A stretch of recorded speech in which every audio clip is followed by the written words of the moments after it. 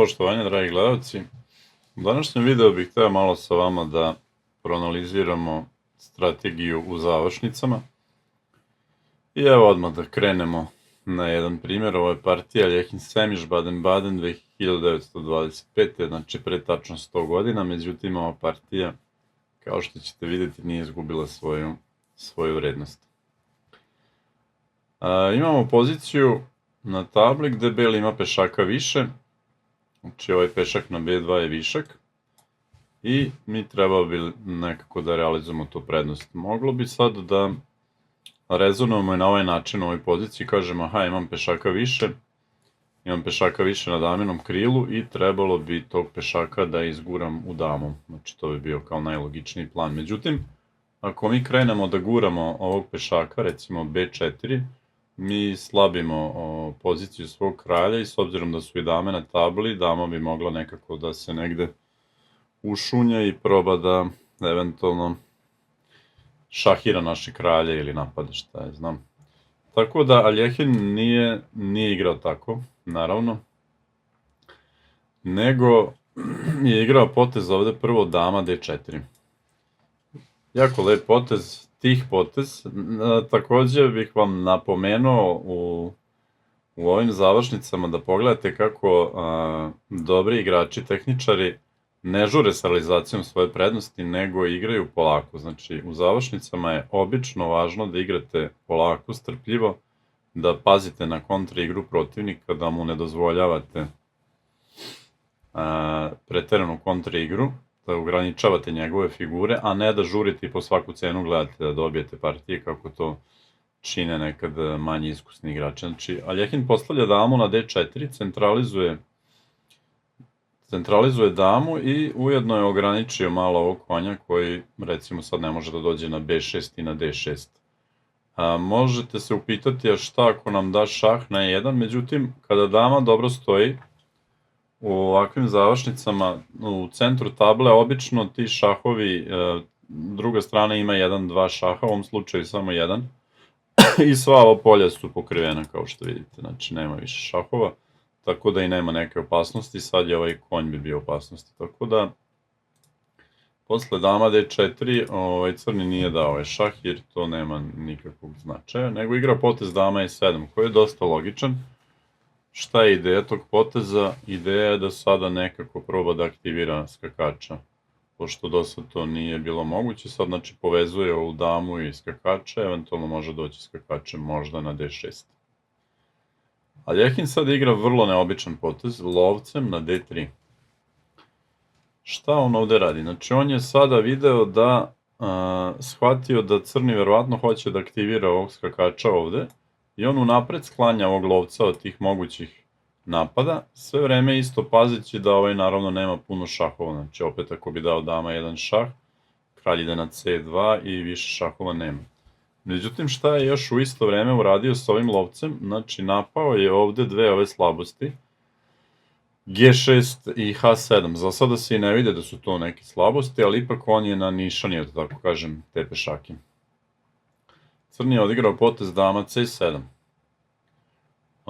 S ovim potezom napao je kao ovog pešaka, mada vidjet ćemo da to za sada nije još pretnja jer skakač bi bio ugrožen, ali ujedno on malo je popravio poziciju dame, ovom kralju je možda zabranio put prema centru i sad može skakač doći i na B6 i na D6 ili eventualno na E7. Znači sad je sve spremno za ulazak skakača i Aljechin igra potez G4.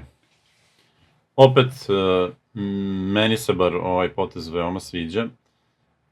Šta on radi s ovim potezom? Ovim potezom je ograničio kretanje ovih pešaka. Znači, ovaj pešak više dobro nije ni mogao da se kreće jer je vezan, ali inače u budućnosti, ako bude hteo da se pomeri, bit će mu teže da ide napred jer G4 pešak kontroliše. Isto tako, ovaj pešak ako bi hteo da ide napred, sad mu je teže, ali vidjet ćemo još nešto šta je Aljechin u stvari smislio koja mu je bila ideja još ovog poteza G4.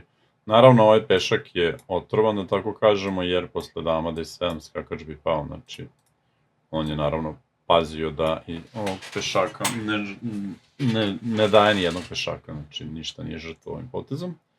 I sada ujedno sa ovim malo je ograničio crne pešake, Međutim, i preti možda G5. Znači, pošto je ovaj pešak vezan, recimo preti G5 i u slučaju da posle G5 crni nekako brani tog pešaka damom, beli obično može da promeni damu za damu i posle toga bi mogao da mirno pristupi pomeranju ovog B pešaka, jer više ne bi bile dame na tabli i kralj belog ne bi bio ugrožen. Zato je recimo crni odigrao potez kralj F7, da se skloni iz ove maske.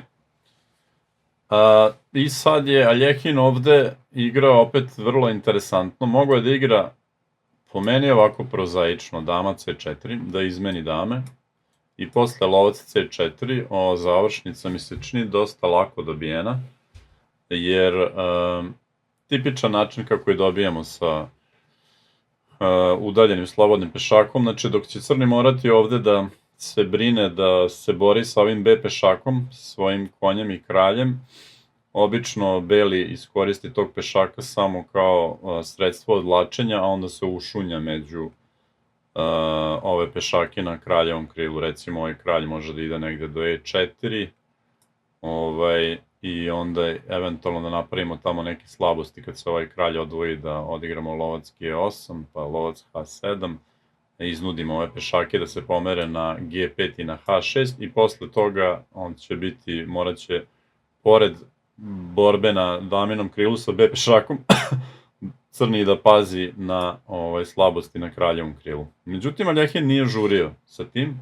nego je odigrao potez H4. Vidjet ćete u narednom potezu šta on u stvari želi s ovim. Znači on napreduje dalje ovim pešakom. Ovaj pešak je do duše sad bio i pod udarom, verovatno, jer možda je pretio da uzme dama H2 i na dama šah da se zakloni skakač E7, pa i napreduje ovim pešakom. Međutim, on želi da napreduje na kraljevom krilu i dalje s tim pešakom i da stvori neku slabost crnom na kraljevom krilu. Znači, vidite, uopšte ne pomera ovog pešaka, ne žuri, nego želi da napravi još neku slabost crnom na kraljevom krilu. Šta se desilo dalje? Ovaj je aktivirao malo skakača i Aljechin igra H5. Dosta neprijatna situacija za crnog, jer nekako nije dobro ni da uzima ovoga na H5.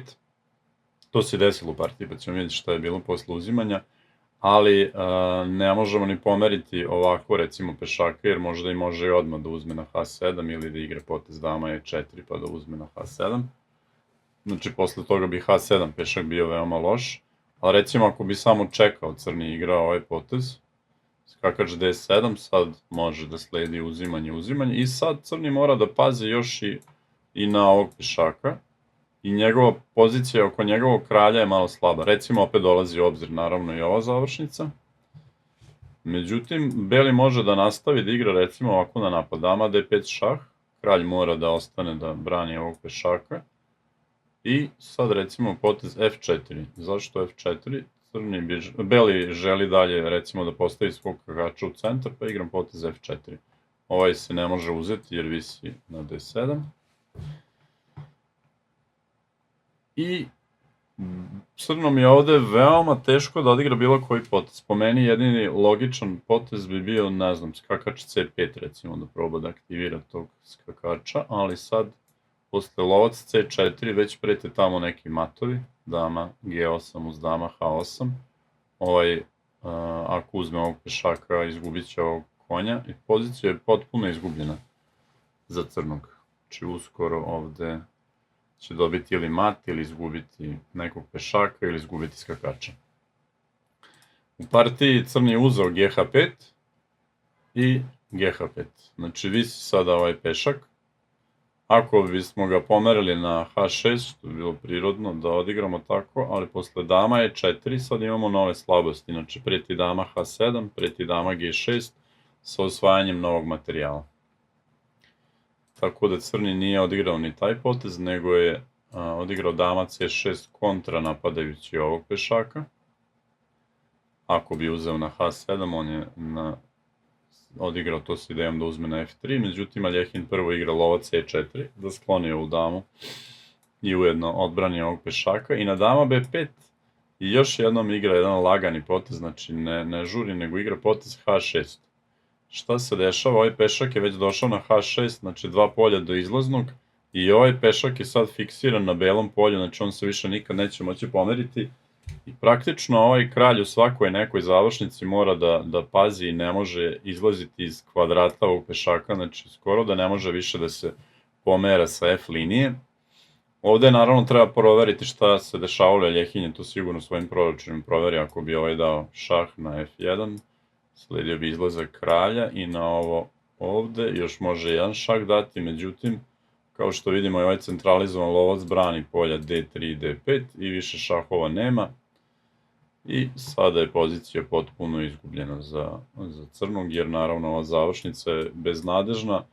Kažem, zbog toga ne samo što sad imamo ovog slobodnog pešaka, nego crni mora da pazi i na ovog pešaka. Tako da je potpuno beznadežna. Posle poteza h6 sledilo je dama b3, s nekom idejom verovatno da još, ne znam, možda da, mada ne može ni da pomeri ovog skakača zbog poteza lovac d5, ali odigra ovaj potez, ne bi li se približio ovom kralju, možda s nekom nadom, ako ova dama bi se sklonila da je večni šah. U stvari, ideja mu je da, iako bi ju sad uzeo na h7, želi da uzme na f3, verovatno, mada bi visio ovaj skakač.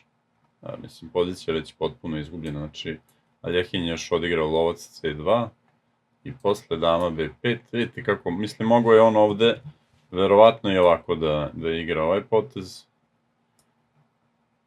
i posle ovoga da uzme ovde, ali evo, baš ovo je u stvari dobar primjer, ali sada, kao čini se crni može da preda partiju, međutim crni bi imao večni šah ovde.